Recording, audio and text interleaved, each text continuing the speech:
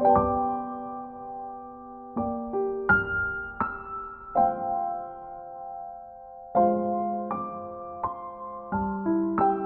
of the most devastating experiences in a person's life is the discovery that the life partner that you trusted the most has cheated on you and is having a relationship without your knowledge and at your back. This reminds me of a lady who was going through this experience, and she shared something very profound. She said, and I quote, "Dr. Saad, this heartbreak has been a great teacher. It has taught me that you can experience death without dying." I think this gives an ample idea about the kind of an experience the other partner goes through when one cheats on him or her. Most people think that cheating only involves a physical relationship with someone, but that's not what it is. If you are hiding your mobile from your partner, or if you are deleting messages as soon as the partner enters the room, you are already there. You are cheating. Why do people cheat? What are the factors that lead to it? What to do when this happens? How can we prevent it? These are some of the issues that I will be talking about today. I am Dr. Saad Malik. I'm Professor of Psychiatry at Shalimar Medical and Dental College. So why do people cheat? Basically, all marriages are like fingerprints. Each marriage is unique. Each marriage is different. And this is why every marriage may have a different reason for leading one or the other spouse to cheat on the other party. But broadly speaking, there are two factors that are underlying most cheating experiences. One is that one partner has an excessive urge for self-indulgence and self-gratification. And the other factor is that the relationship with the existing partner has become barren and devoid of loyalty and intimacy. Usually these two factors are behind most cheating experiences. Now, we all have this urge for self-indulgence and self-gratification, and we also have this desire to have a loyal and intimate relationship. Both are contradictory. Most couples, fortunately, they go more for the loyalty and the intimacy in relationship part and control their urge for self-indulgence and have a stable relationship. But then there are situations where one partner who involves in this desire for self-indulgence and self-gratification chooses it over and above the need for a loyal relationship.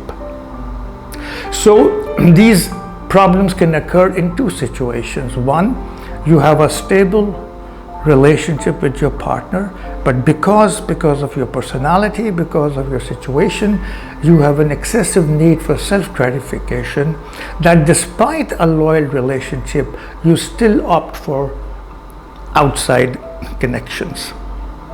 These people are usually cheaters by habit. They lie, they manipulate, and sadly, they even blame the spouse, the other spouse, for pushing them into this extramarital relationship. The other situation is where the relationship has become dry. There is no connection between the two spouses, and one person who may otherwise be a stable person starts looking for love and fulfillment outside the relationship.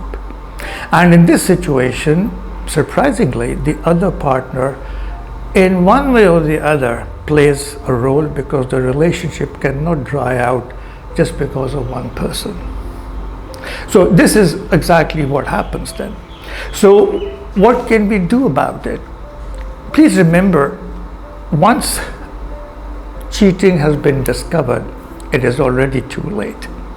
So The best advice to control this problem is prevention. And prevention means that you have a relationship in which you invest emotionally. Treat your relationship like a plant which has to be watered, which has to be fertilized, which has to be cared for, protected. If you don't do that, the relationship will dry out, it'll wither away, and it'll become prone to outside influences. The second important point in relationships is, please don't take your partner for granted. One of the most important points and reasons for relationships getting destroyed is that we take our partners for granted. And we do not give them even that basic attention and that basic emotional indulgence which we would normally do even for a stranger. The next important point to consider in relationships is that please accept the relationship as it is. Don't mourn the loss of that exalted and perfect relationship that you had dreamt of, and that has not happened. Your partner is not perfect, you are not perfect, and the relationship is not perfect. So accept the relationship for what it is rather than for what it should have been. The next step is also accept your partner with the benefits, the assets, and the liabilities the partner has. Many of us, when we get married, we have the illusion of that magnificent, perfect partner that we deserved. And once we start living together, we realize that the existing partner is a far cry from the imagined illusion that we had. Here again, just like you are not perfect, don't expect your partner to be perfect, and accept the partner for what he or she is rather than what he or she ought to have been. There's an amazing research which has shown the relationship between nourishing moments in a marriage and toxic moments in a marriage. And the ratio has an extremely high predictive validity. And the research shows that in a marriage, if you have 5 nourishing moments compared to 1 toxic moment, you have a stable relationship. But if the ratio is reversed and you have 1 toxic positive nourishing moment and 5 negative moments, you are in deep trouble. So treat your relationship like an emotional bank account where you keep on depositing small investments of love, care, affection, understanding, so that, God forbid, if there is an event which threatens the relationship, you have enough bank account to sustain that loss. And if the emotional bank account is already zero, then there is nothing to fall back upon. So these are the preventive factors in your relationship that if you work on, hopefully will be able to bring your life partner and you together and help you prevent this major tragedy.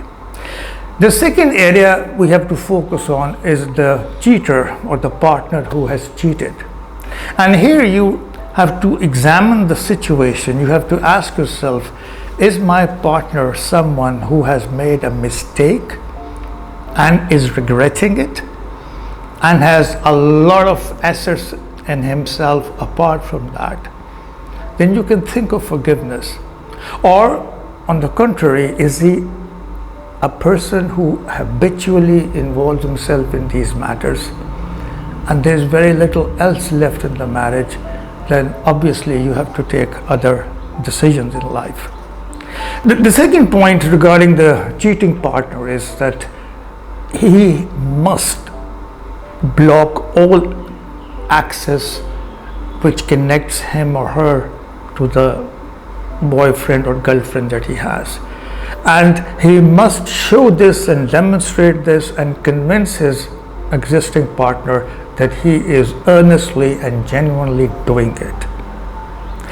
The third point is that this particular person himself has to restore the trust back into the relationship. Many times when this happens, there's a war going on between the cheated partner and the cheater, and this takes on another issue into the relationship, that the partner is constantly accusing the injured partner that you are not trusting him or her. The point is, the trust has to be developed by the person who has committed the folly. Thirdly and lastly, we have to focus on the person who has been cheated, and he or she goes through the biggest stress, because on the one hand, they have to cope with the loss of trust, which can tear you apart. It's like you crumple a perfect piece of paper and then you spread it. The paper is there, but the crumples may never go back again. And one lie questions all truth for the rest of their lives. So it's a very difficult time for the injured partner. He or she has to go through grief, which means they have to go through the loss of trust that he or she is now experiencing. And the usual stages of grief are, you have first of all denial, you don't believe it, then you have anger, you feel angry towards the spouse, then you go into depression, and then finally into acceptance. And this is the period when the injured partner needs maximum support from the family and friends, so that he or she can heal this tremendous emotional wound that has been inflicted upon that person without any fault of his or herself.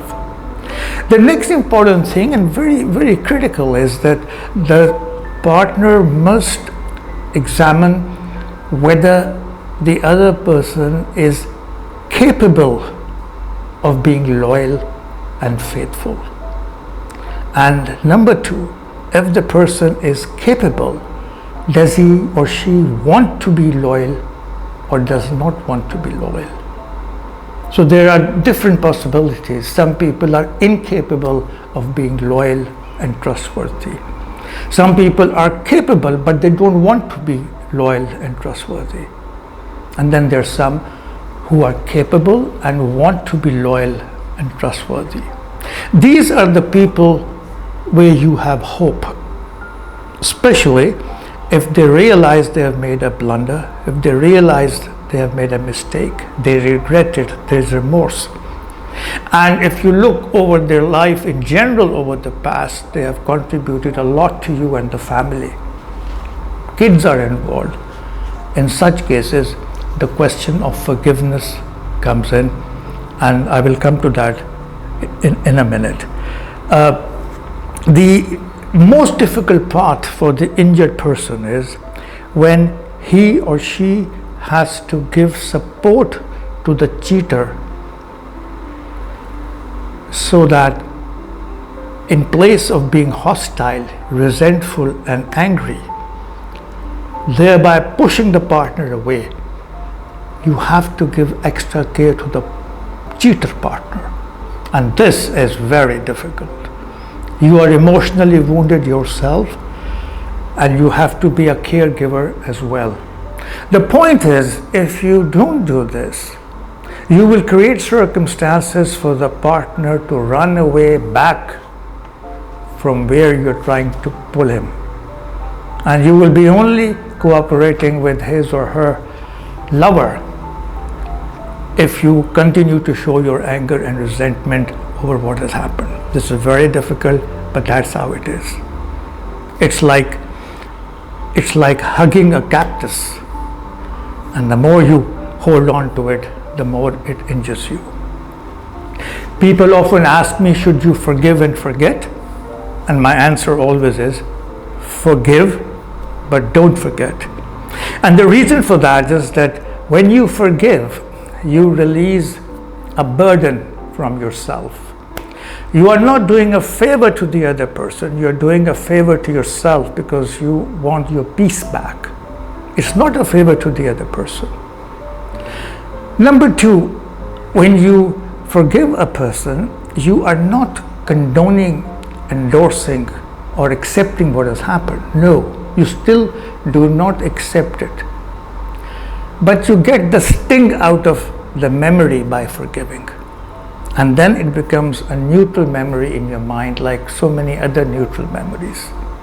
In the end, let me re-emphasize that betrayal by your life partner is one of the most shattering and devastating experiences in your life. And the best remedy or preventive measure is to invest in your relationship. Treat your relationship, as I said earlier, like an emotional bank account.